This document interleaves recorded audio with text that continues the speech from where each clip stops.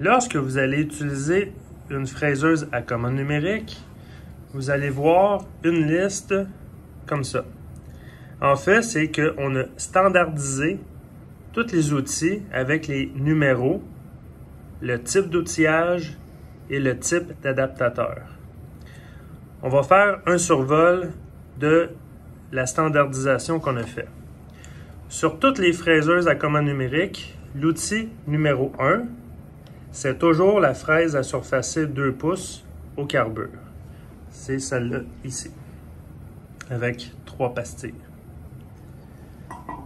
Ensuite, on a dans l'outil numéro 2, fraise 3/8 carbure dans un adaptateur rigide 3/8. C'est un adaptateur Weldon qu'on dit en anglais.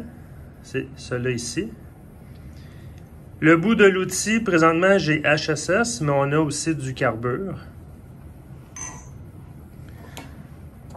Ensuite, l'outil numéro 3, c'est toujours une fraise SAT16. Elle est en HSS, toujours dans un adaptateur 3/8 Weldon, comme ça ici. Pour ce qui est de l'outil 4 et l'outil 5, c'est 2 fois une fraise 1/2, carbure, toujours dans un Weldon, mais 1/2. Il y en a un que c'est pour le dégrossissage, le rough, c'est le numéro 4. Et le numéro 5, c'est pour la finition. Quand on fait du dégrossissage, on sépare l'outil de la finition parce que c'est sûr que si on dégrossit et on finit avec le même outil, si on fait une production, on s'entend que les dimensions vont être dures à atteindre en répétition. C'est pour ça qu'on a un outil, 1/2 carbure pour le dégrossissage et l'autre pour la finition. C'est ceux-là ici, mon outil 4 et mon outil 5 qui est très similaire.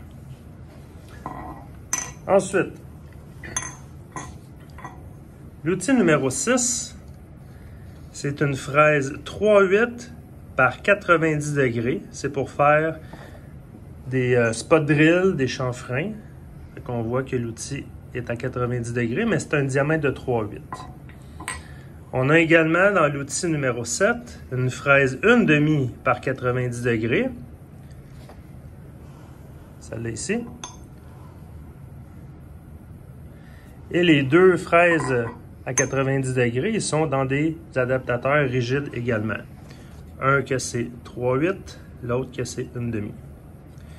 Pour ce qui est du numéro 8, 9 et 10, ce sont des mandrins de perçage. On les voit ici.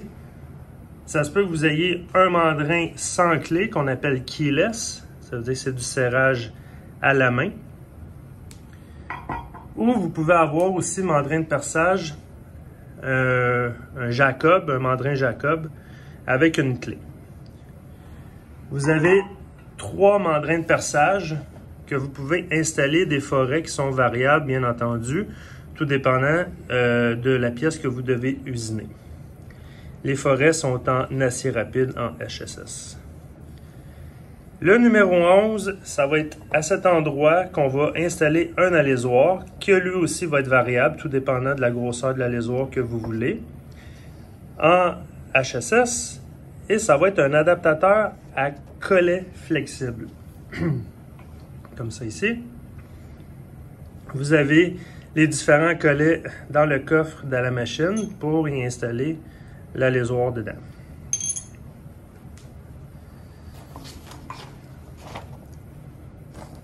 Le numéro 12, c'est un tarot. On peut installer, encore une fois, assez variable, plusieurs types de tarots. Toujours en HSS, et il faut un adapteur à tarot. Là, j'aimerais prêter votre attention sur un détail. On a 2 modèles d'adaptateurs pour tarautage. On a un modèle de la marque Valenite et on a un modèle Ericsson. Ça, c'est l'adapteur en soi. Mais au bout, pour tenir le tarot, on doit installer un petit adaptateur. C'est comme un style de collet qu'on va venir insérer à l'intérieur de l'adaptateur principal. À noter qu'il faut prendre le collet qui va avec l'adaptateur. Si je regarde le Ericsson, j'ai 2 rainures ici. Si je regarde le collet ici, j'ai 2 tenons qui vont entrer dans les 2 rainures, comme ça. Pour le Valenite, j'ai pas la même configuration du petit collet. C'est une série de trous autour. Et ici, c'est pas la même façon de le fixer.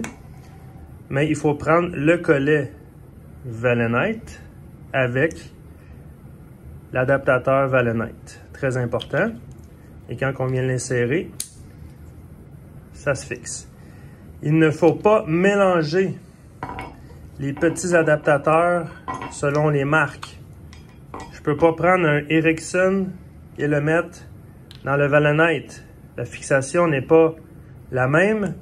L'adaptateur et le tarot peut débarquer lors de l'usinage ou tout simplement le collet, vous le rentrez. Si ce n'est pas la bonne marque, il peut rester coincé assez solidement. Il va falloir travailler fort pour le sortir. Très important de respecter les marques. Ça ici, les outils de 1 à 12, c'est complètement standard. C'est toujours identique d'une machine à une autre. Et normalement, ça devrait toujours être le même outil de coupe avec l'adapteur qui est mentionné sur la feuille. Ce que j'ai mis ici, de 13 à 16, on voit que c'est une couleur différente. On va les appeler les outils non standards. Ils peuvent être variables selon le projet. Mais on a quand même indiqué les outils qu'on utilise dans nos projets à nous qui revient. Comme par exemple, on utilise une fraise à surfacer 1 pouce dans nos programmes. Bien, on l'a mis dans le numéro 13 en attendant. C'est comme un non standard. Ça pourrait être un autre outil dans le 13. Mais là, encore là, il faut regarder les MOS à savoir sur quel numéro il faut l'installer. Mais le numéro 13, on a mis une fraise à surfacer 1 pouce. Ça ressemble à ça dans un Weldon 1 pouce. Là, il manque les plaquettes, mais normalement, on a 2 plaquettes ici. Ça fait 1 pouce et on l'a installé dans un Weldon. Ça, c'est l'outil numéro 13. L'outil numéro 14, c'est un adapteur à collet flexible. Et vous allez utiliser une fraise 1/4, soit HSS ou carbure. On a le collet flexible comme tout à l'heure. Mais on a des N1000 au carbure pour le 1/4. Fait qu'on va utiliser un collet d'1/4, tandis que si on utilise en HSS, il va falloir utiliser un collet de 3/8. Normalement, dans l'outil 14, on devrait retrouver la fraise 1/4. Dans le 15, normalement, on devrait retrouver une fraise 5/8 par 90 degrés en carbure dans un Weldon de 5/8, comme celle-là. Ici, on a 5/8. C'est à 90 degrés et dans un Weldon 5/8. C'est sûr que si, par exemple, on utilise une fraise 5/8, ben lui, on va pouvoir l'enlever et installer une fraise 5/8, mais ça va toujours être l'outil numéro 15 comme adaptateur 5/8. Et pour terminer, le dernier outil, c'est une fraise 3/4 en HSS, ça pourrait être aussi en carbure, mais c'est dans un Weldon 3/4, comme ça ici. Là, ici, on est en HSS, mais ça pourrait être aussi en carbure.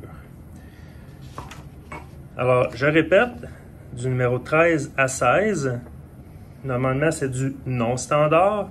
Ça pourrait varier d'un projet à l'autre, mais j'ai mis ce qui se retrouvait le plus souvent dans ces numéros-là par rapport à nos projets à nous. C'est sûr que les machines qui ont 16 outils et plus, ben là, c'est sûr que toutes ces places-là sont libres pour faire des projets spéciaux, par exemple, là, qui est supervisé par l'enseignant. Alors voilà pour le standard des outils pour les fraiseuses CNC.